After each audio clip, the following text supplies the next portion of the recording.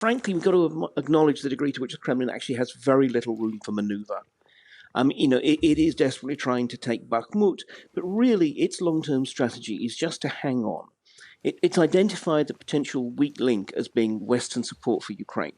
And it feels if it can just hang on long enough, eventually the West will just give up, not be willing to send what is, after all, billions of pounds, euros, and dollars every month to supporting the Ukrainian war effort and the economy. Let's consider the rise of ultra-nationalist figures in Russia and why they might pose a threat to Vladimir Putin. Mark Galeotti, a former advisor to the Foreign Office, has written a fascinating long read on the subject in the Sunday Times for you today. Mark, good morning.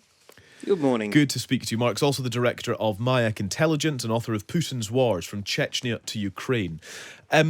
What is a turbo-patriot, first of all? That's how they're referred to in this piece. What does that mean? Well, it's a term that's got some traction now in Russia to try and sort of find these people who are even more nationalist than Putin and the official government, and who are beginning to actually turn on the government, actually are beginning to think of themselves as being, shall we say, patriotic to be anti-Putin. Now, you make the point that they are a minority in Russia, and so I'm intrigued as to how they have captured influence. Well, it's interesting because absolutely compared with, say, the liberal opposition that we looked at in the past, people like Alexei Navalny, whose support base was essentially the metropolitan middle class. The turbo-patriots, in part it's young radicals who we'd almost regard as neo-fascists, but above all, their constituency is within the security forces. It's within the military, the intelligence agencies. In other words, to be blunt, the guys with guns, the guys on whom ultimately Putin is going to have to depend. And this probably explains why also they've had a much greater degree of latitude. At a time when it's still illegal to actually call the war a war and can put you behind bars for years, you have people who are on social media being incredibly critical of the regime and getting away with it, precisely because I think even Putin doesn't really want to move against them. That's really interesting because that is a huge influence to have. If you've got Putin not necessarily on side but not willing to move against you, then that leaves you in a pretty powerful position in Russia.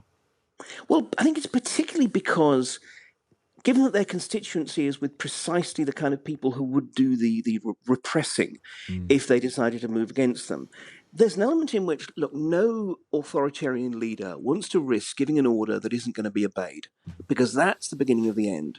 And therefore, I think they do have this margin. Now, look, that doesn't mean to say they're going to bring Putin down themselves or anything like that. They're far too few, far too divided for that at the moment. But it does mean that if Putin ever does find himself in a real systemic crisis, the people on whom he should be depending may not be willing to back him up. Yeah, and I find that a really fascinating element to this, that the suggestion is that it's becoming more patriotic to be anti-Putin, or indeed, as you've highlighted, anti-FSB, that anti-FSB sentiment in the aftermath of the killing of Vladlen Tatarsky last week in the cafe in St. Petersburg.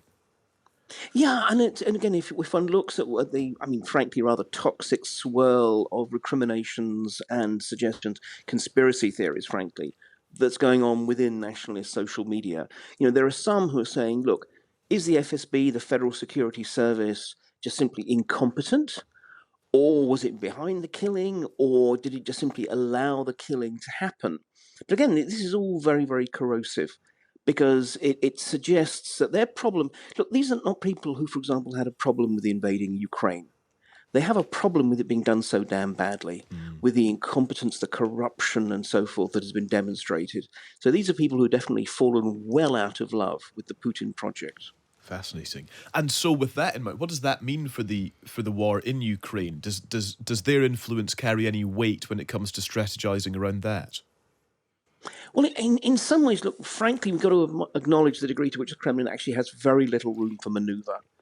It is desperately trying to take Bakhmut, but really its long-term strategy is just to hang on.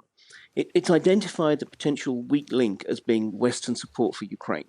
And it feels if it can just hang on long enough, eventually the West will just give up, not be willing to send what is, after all, billions of pounds, euros, and dollars every month to supporting the Ukrainian war effort and the economy. So, in that respect, basically, it's a very defensive kind of, obviously aggressive, nastily carried out, but defensive strategy. And this is really not appealing to the turbo-patriots. They want excitement. They want dramatic victories. They're saying, why the hell can't Russia, a country with 3 times the population of Ukraine, why can't it make any progress? But the point is, the Kremlin has nothing to offer them because it cannot win the kind of victories that they want. Thank you so much for watching. You get extra points for making it all the way to the end of the video. And if you want to see more from me, Chloe and Callum, you can join us every Friday to Sunday on Times Radio from 6